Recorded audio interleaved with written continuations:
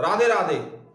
तो दोस्तों भाग 6 में आपने देखा कि स्वयं को जुगनू के समान माता सीता जो उपमा देती हैं कि तू जुगनू के जैसा है, और मर्यादा पुरुषोत्तम भगवान श्री राम सूर्य के समान है। इस तुलना से रावण तिलमिला जाता है, और तिलमिलाहट में वो बहुत विकल हो जाता है। उसके बाद आगे किस तरह से बात होती है इसको हम देखते हैं। तो चौपाइयां कुछ इस तरह से हैं कि रावण कहता है, सीता तै मम कृत अपमाना, कटिहं तब सिर कठिन कृपाना, नाहित सपदि मानु मम बानी, सुमुखी होत नत जीवन हानि, श्याम सरोज दाम सम सुंदर, प्रभु भुज करि कर सम दस कंधर, सो भुज कंठ की तब असि घोरा, सुन सठ अस प्रवान पन मोरा, चंद्रहास हरु मम परितापम, रघुपति बिरह अनल संजातम, शीतल निसति बहसी बरधारा, कह सीता हरु मम दुख भारा, सुनत बचन पुनि मारन धावा, मैं तनया कही नीति बुझावा, कहे सकल निश्चरण बुलाई, सीतई बहु विधि त्रासा उजाई, मास दिवस महु कहा न माना, तो मैं मार विकाली कृपाना, भवन गय उदस कंधर, यहां पिशाच निवृंद, सीतई त्रास दिखावही, धरही रूप बहु मंद, त्रिष्टा नाम राक्षसी एका, राम चरण रति निपुण विवेका, सबनो बोली सुना यस सपना, सीता ही से करहु हित अपना, सपने बानर लंका जारी, जातु धान से ना सब मारी, खर आरूढ़ नगन दस सीसा, मुंडित सिर खंडित भुज बीसा, एहि विधि सो दक्षिण दिशि जाई, लंका मनहु विभीषण पाई, नगर फिरी रघुवीर दुहाई, तब प्रभु सीता बोली पठाई, यह सपना में कहूं पुकारी, हुई हई सत्य गए दिन चारी, तासु बचन सुनिते सब डरी, जनक सुता के चरणनि परी। तो इस तरह से है दोस्तों आगे कि रावण कहता है कि तुमने मेरा अपमान किया है, सीता तै मम कृत अपमाना, कटिहं तब सिर कठिन कृपाना, और मैं अपनी तलवार से अब तेरे टुकड़े टुकड़े कर दूंगा। सीता तै मम कृत अपमाना, कटिहं तब सिर कठिन कृपाना, नाहि तो सपति मानु मम बानी, और नहीं तो तू मेरी बात मान, नाहि तो सपति मानु मम बानी, सुमुखी होत नत जीवन हानि, नहीं तो हे सुंदर मुखों वाली देवी जीवन की हानि हो जाएगी। इस पर माता सीता बहुत क्रोधित हो जाती हैं। सुमुखी होत नत जीवन हानि, श्याम सरोज दाम सम सुंदर, प्रभु भुज करि कर सम दस कंधर, सो भुज कंठ की तब असि घोरा, सुन सठ अस प्रवान पन मोरा। तो माता सीता कहती हैं कि या तो अब भगवान की भुजाएं मेरे गले में पड़ेगी, या तेरी तलवार मेरे गले पे पड़ेगी, और हे अग्नि तुम प्रकट हो जाओ, मुझे जला दो, मुझे इस अग्नि इस विरह की अग्नि से मुक्ति दे दो।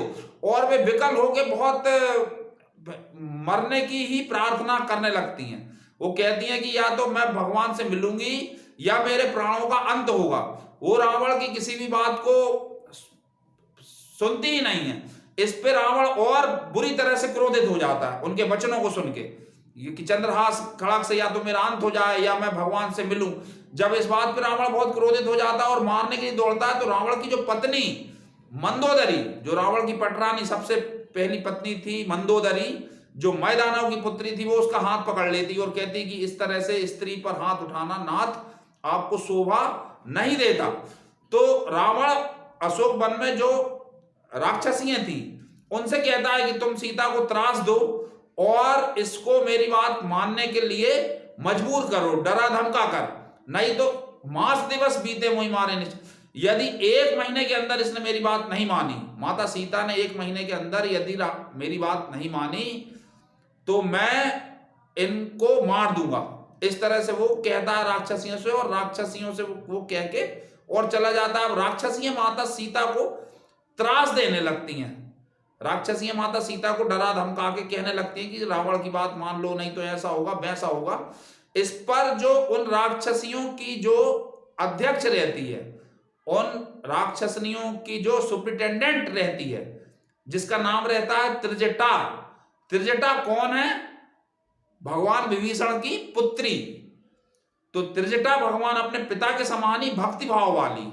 तो वो कहती है त्रिजटा नाम राक्षसी एका, राम चरण रति निपुण विवेक, जो विवेकवान है और भगवान राम के चरणों की में प्रीति करती है, भक्ति करती है, जो भगवान भगवत तत्व का महत्व समझती है, श्री रामचंद्र जी का महत्व समझती है। रामचरण रति निपुण विवेका, सबनों बोली सुनाए ऐसी सपना, वो सबको बुला के अपना स्वप्न सुनाती है। वो कहती है कि यहाँ आओ, सीता माता को परेशान ना करो, पहले मेरी बात सुनो। सबनों बोली सुनाए ऐसी सपना, सीता ही से ही कराऊ हित अपना, और तुम इनको त्रास मत दो, उल्टा इनकी सेवा करके अपना हित करो। सीता ही से ही कराऊ हित अपना।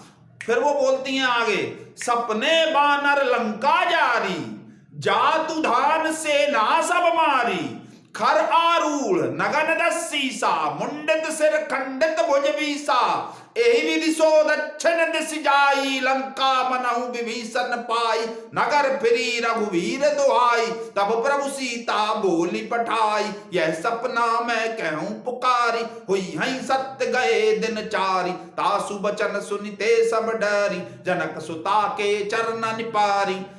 मतलब मैंने ऐसा स्वप्न देखा है कि रावण के 20 हाथ कटे हुए हैं, उसका सिर मुंडित है, माने कि उसके सिर पे बाल नहीं है, और वो उसको गधे पे बैठ के वो दक्षिण दिशा में जा रहा है। ये मृत्यु सूचक स्वप्न है। वो वस्त्रहीन है, भुजाहीन है, उस सिर का उसके मुंडन किया जा चुका है, और लंका का राज्य विभीषण को मिल गया, और दक्षिण दिशा यानी यमपुरी की तरफ वो जा रहा है।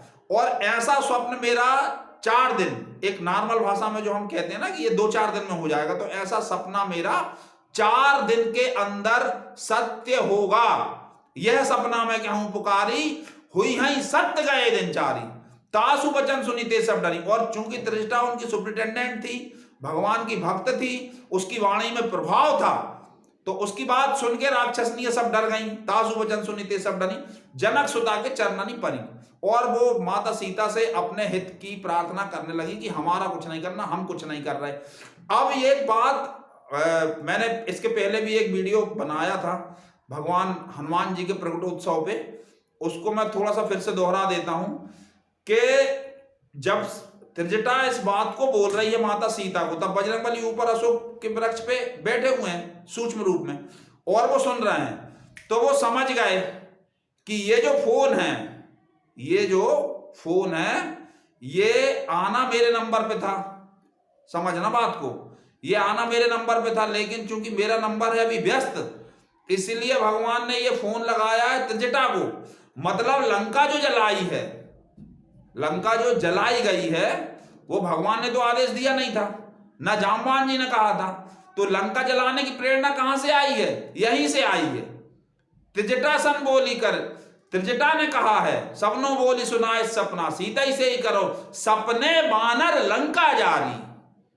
और बजरंगबली समझ गए कि ठीक है, अब आगे का आदेश यही है, और अब आगे देखो अब क्या दिखाया जाता है काम, ठीक है ना। तो चैनल को आप सब्सक्राइब अवश्य कर लें। इसके आगे बहुत ही बजरंगबली के बहुत शानदार, बहुत ही ज्यादा शानदार, बहुत ज्यादा वीरता और बहुत ही उनकी भक्ति का इसमें बहुत अच्छा संपुट आने वाला है। इसलिए कृपया चैनल को सब्सक्राइब अवश्य करें, और जो भी आपके प्रश्न हो वो कमेंट बॉक्स में अवश्य पूछें। राधे राधे।